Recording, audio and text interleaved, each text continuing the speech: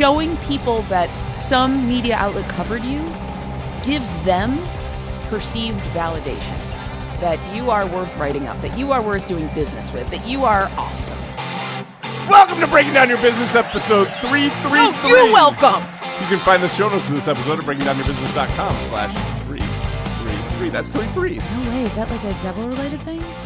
No, it's not, Joe. Is that 6? That's 6. Just kidding. Just kidding. Just double it, and then we're in trouble. I'm Brad from Anchor Advisors, and I don't do any devil-related things. I'm Jill from the Founding Moms, and I do a lot of it. Awesome. I don't even know what that means. Me neither. Okay, cool. So today, we are going to talk about page. what to do now that your PR outreach is actually producing Now that you're a pro. results. Yes. Results. What do you do with the results? What do you do with results, Jill? I Wait. Oh, you just asked me a question. Let me answer it. But first, we need to hear from Comply Right. Ooh, okay. So, Jill, how much do you know about employment law? Nothing. Absolutely nothing. You went to law school, you know nothing about employment I law. know nothing about employment law. How are small business owners supposed to figure out employment law if they didn't even go to law school? Thankfully, we have an incredible sponsor called Comply Right. Comply Right? That's offering a 6-course freebie to educate you on employment stuff regarding your business. I know. So if you're a business owner, chances are you're juggling many HR tasks and you're trying to keep up with the ever-changing employment laws. They're changing all the time. Yep. HR 101 from Comply Right is a free online training program that'll give you a solid understanding of employment law so you can handle typical workplace issues like a pro. This is completely free? Yeah.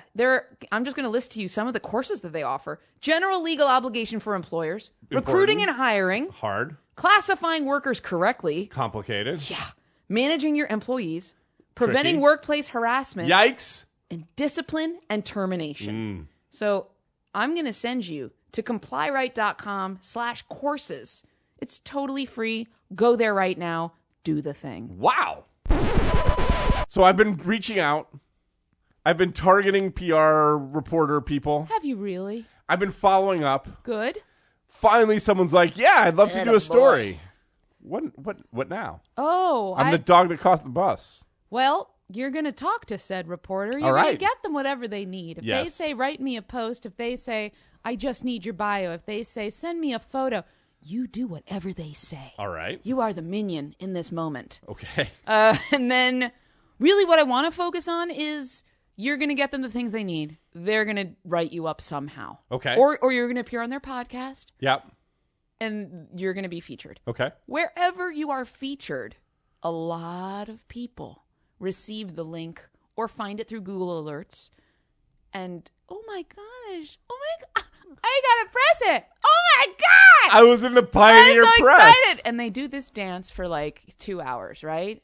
And then for people who are, I don't have 2 hours for dancing. some people do, particularly if you've never gotten a press hit before. Okay. It's very exciting. But is that required, the 2 hour dancing? No, Okay. that's definitely not required.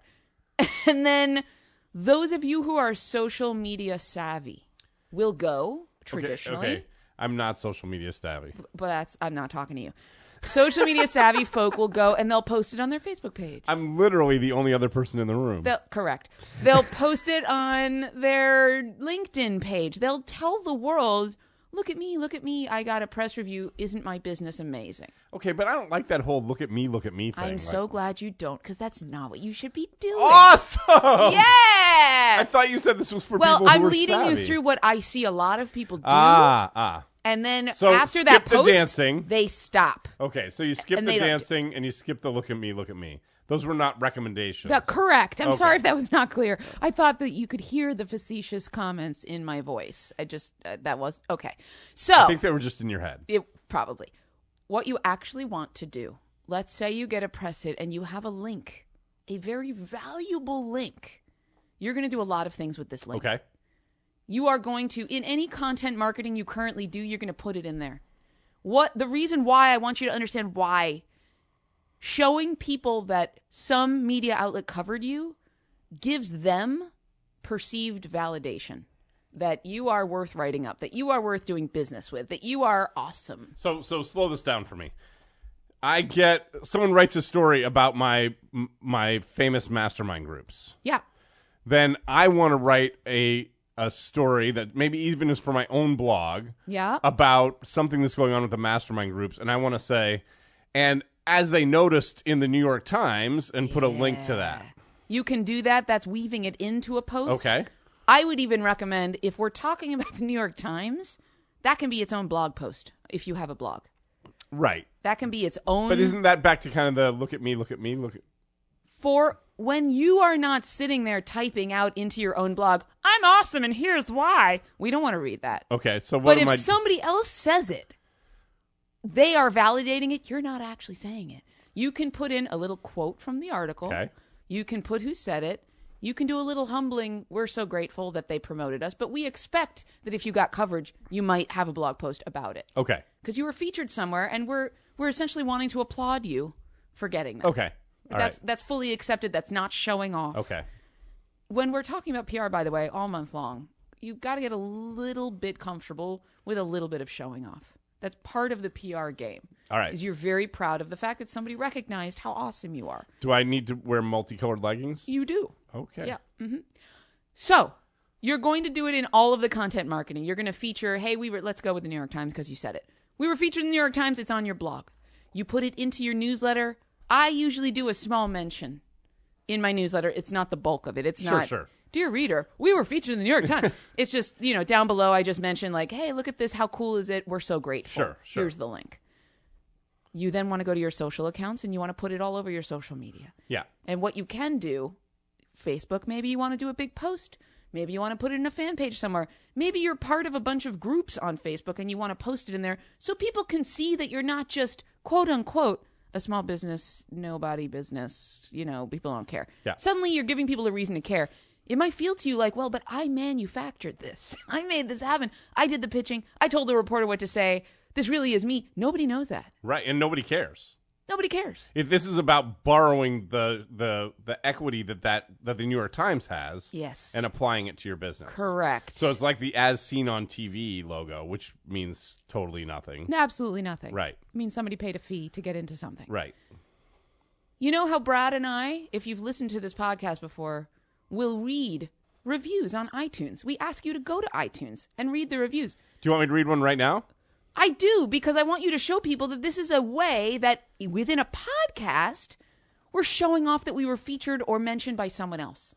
Adam and Mel said, great podcast for small business owners. Very actionable. Aw! Thanks, Thank Adam you so and Mel. Much. You got... Okay, see, we're actually That was grateful. 5 stars. I said that with too high a pitch in my voice. But we're actually quite grateful. We are. We didn't write that ourselves. We did not. Right? So it's not actually a media outlet, but it's a form of somebody else validating what we do. Third-party endorsement. Correct. And you guys hearing that might go, oh, I want to leave a review too. Or you might go, oh, wait, I'm listening to a podcast that other people actually really enjoy. It just reinforces it for you, the listener, that we're awesome. Does that make sense? Now, when I say that, are you all, and Brad, you too, when I say, and because we're awesome, does that make you go, oh my God, Jill's ego is gigantic? Well, I know that. Okay. But you might think not. Okay, jokes aside. It might sound for a moment like, oh my God, Jill's so full of herself because she just said they're awesome because of some testimonial that they got. But in fact, usually people will hear and go, oh, that's so cool that they got the review. Not now it's gone to Jill's head and you're not even focused on me when we read a review. That's right. That's what people perceive when they see the media that you post on your socials. Interesting. They're not like, oh my God, Gary is so pompous. It's just, oh, that's cool that outlet found them interesting. You find Gary pompous because he's kind of a... Oh, and you digress. So here's another thing that will be really helpful for those of you who are like, oh, I get it. Getting press is not so hard. It's just a little tedious, but I'm getting better at it and it's getting faster. Right. And this is just a part of my work week. You need to take that link that you just got. It could be the most local newspaper. It could be a local blog that like in 2 seconds they just posted something that you wrote for them. Right. That is a press hit. That's what we're calling a press hit. You're going to take that and send it out to other places you've already pitched. Because what that media outlet is going to see is, oh, I see. So if the New York Times thought they were worth writing up, I probably should be writing them up too. So is that like taking your new girlfriend to the place where your old girlfriend works so that she can see that you're dating someone else? Yes. Wow. I was ready for a big fat no. So the reason that you would think, oh, they don't want to, is a lot of people assume that press, reporters and such only want to cover new stuff. Like, they want to be the first. Right. They want to get in first. Now, if, like, it's a huge political story Right. and the president does something crazy, you do want to be the first because you're going to be the most widely read. You're going to get the most hits. You're going to get the most ad revenue. It's great. But for small business stuff, the more press you get, the more press you get. Press begets press. So you need to tell the press, look, they're reviewing us 50 times over. More people. It's very strange and very counterintuitive. I believe I've said this many times on this podcast. But the more you can tell people that other people like you, the more they will go, oh, okay, I should too. It's very strange, but that does happen a lot. Interesting. So let me back up here. Okay. Somebody publishes something about me. Yep. I do my little happy dance. Yep. And then I am going to publish something on my site about it or in my channels. Yep. Wherever my fans are, I want to tell them about that. Correct. And then I want to kind of weave that into the next pitch that I send out to other Yes, folks. Brad, you're nailing it today. Should I also reach out to that reporter and be like, hey, thanks so much? You absolutely can, particularly if you want them in the future to do another feature on you. I do this with all small local papers. If it's a nobody blog, or I was already on the blog once, that's eternally searchable. And so I don't need to be on there again, especially if they have 5 readers. And so I also want to make clear, Brad, if you are featured as a guest of something on the Founding Moms blog, yes, my business's blog, yes, in your industry, for your potential clients, right, the Founding Moms is not a big deal. True. We're not applicable. They're not, we're not back and forth. So one mention to your people that you were featured on anywhere, like the Founding Moms blog, does the same thing. Oh, those people find Brad valuable. Yeah. They're not looking at the value of the Founding Moms. It's just that another outlet featured you. So what about that thing that people have on their website that's like, it's usually right below the top fold where it's like gray logos of all the places where you've been quoted. Do I need one of those? You don't need, but it's nice to have that validation on your site, especially if they're recognized logos.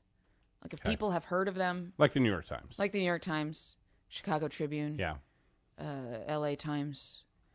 I Drudge don't know why Report. we're only going for mainstream I don't either. newspapers. I'm You don't going have out to of do there. those. Right. But especially if they're industry specific and your potential customers or clients recognize that logo, that's going to be nice for them to see because there's a little trust factor you're adding to your site that makes them go, oh, he's affiliated with something that I know. Cool. Or she.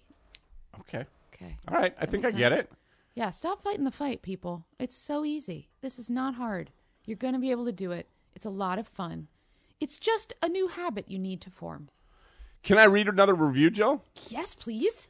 This is from Full Circle Media. They said, great find. Love this podcast. Woo! I found this podcast from a friend of mine, which, by the way, is how most people find podcasts. So if you have friends, tell them about it. Okay. After I listened to a couple episodes, I fell in love with Jill and Brad.